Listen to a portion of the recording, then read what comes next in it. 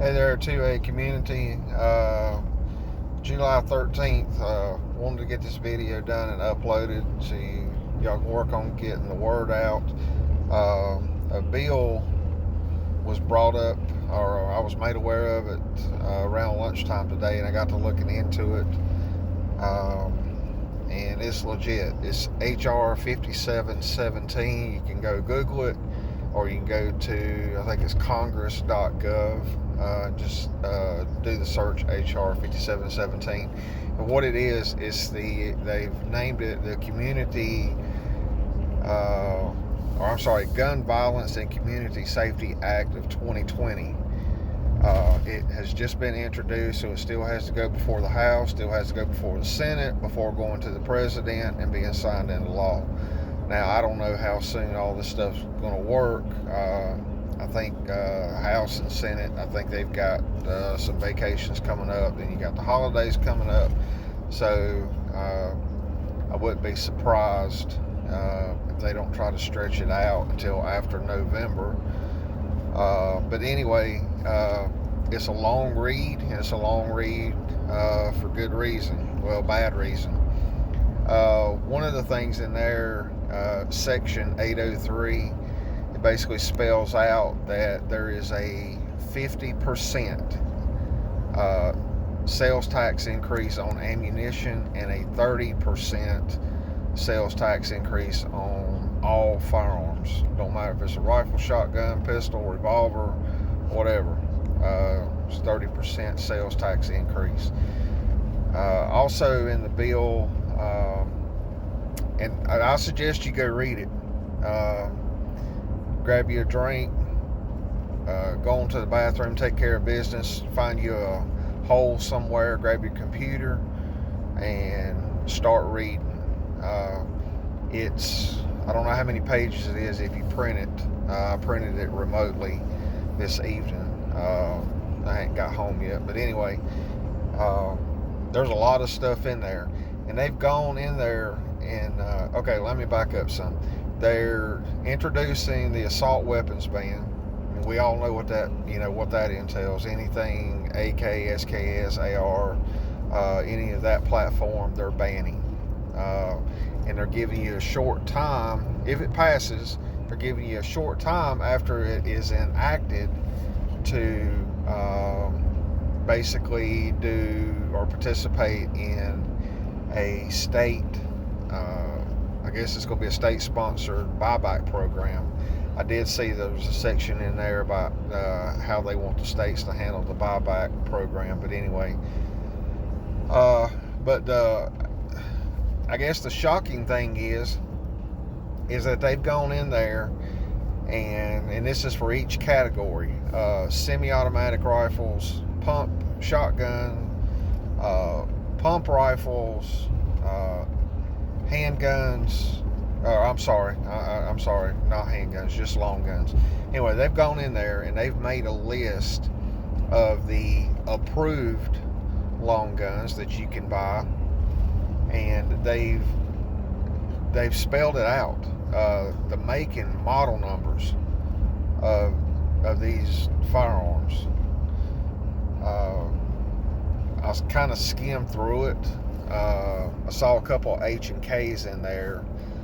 I need to go back and look at those. But anyway, but then they've also put a list down of guns that will be banned. And I mean, they're getting down to Armalite, Daniel Defense, Diamondback, Ruger, Colt, Smith & Wesson. I mean, it's crazy how specific they are on these.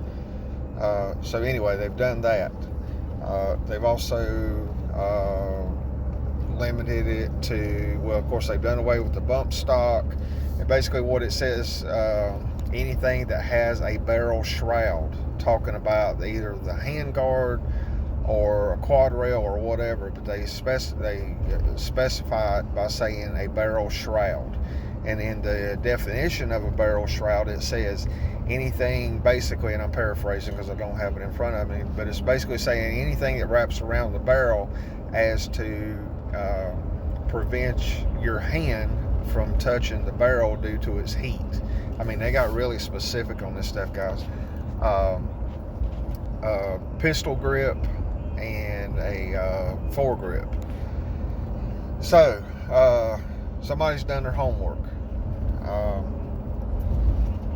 The other thing that was really disturbing, I mean, all of it's disturbing, but the other thing that really got me is in order to buy a firearm, if this passes, in order to buy a firearm, you have to have a license to buy. You can't just go in like you do now and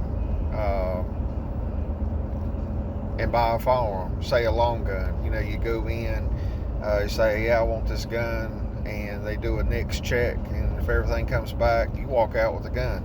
No, you've got to have a license that's issued to you after you pass a background check, and then when you go in with said license, they still have to run the NICS check.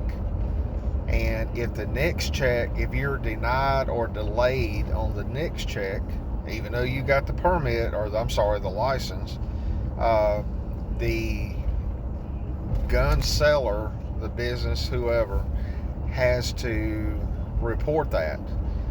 They report your name, all your demographics, they report what kind of weapon you were trying to buy. And apparently NICS is going to be doing some changing because it says to specify why the person was denied. You know, now when they do a NICS check, it just says denied, approved, or delayed. Denied and delayed, of course it don't give a reason, but apparently they're going to change that, and they're going to be telling the seller why this person was denied. So you have to list that. On ammo sales, they basically do the same thing. They have to record who bought the ammo, what caliber ammo was purchased, and how much ammo was purchased. So yeah,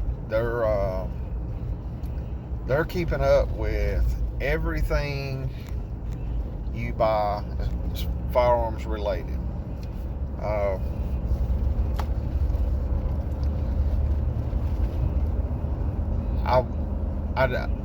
I'm hard pressed to think this is going to pass.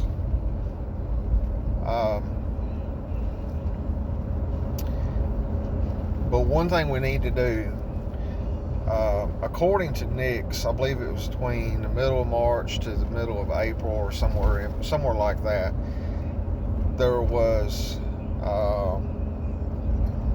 3.2 million firearms purchased. I've heard the numbers before. I don't remember what they are, but there was a number thrown out that represented new gun owners. So I'm going to say this, I'm probably going to get some flack for this, but facts are facts. There's a lot of people in the black community that are Democratic. That's fine. I don't have a problem with that.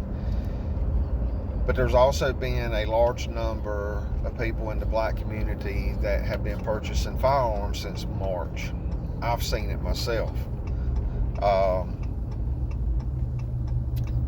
So these people who have gone out,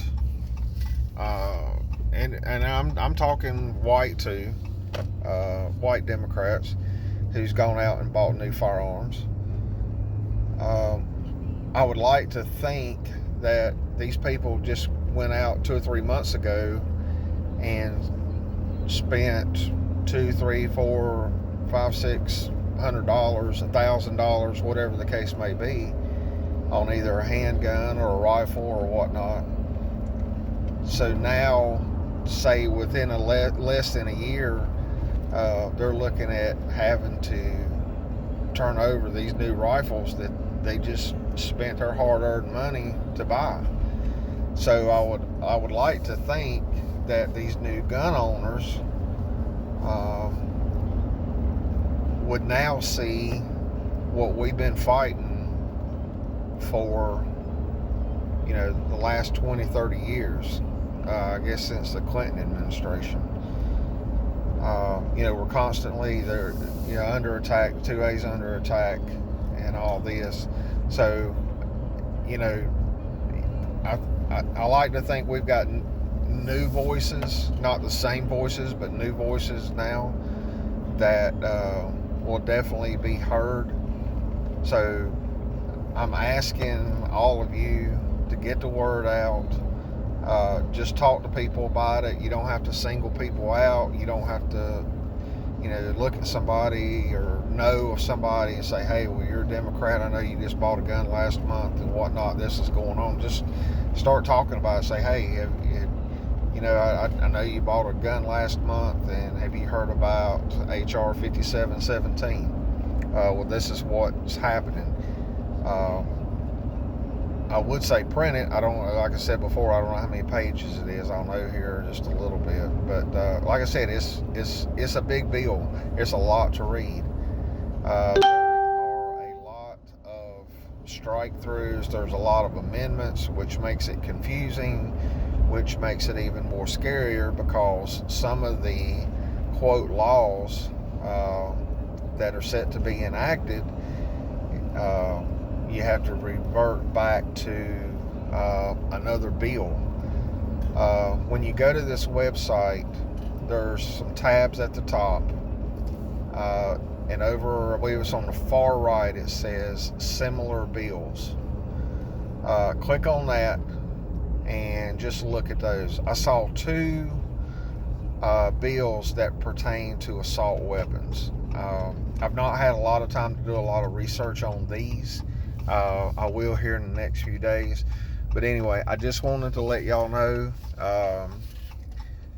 Go Google it, or go to, like I said, I think it's congress.gov, and just do a search on HR 5717 and get ready to read.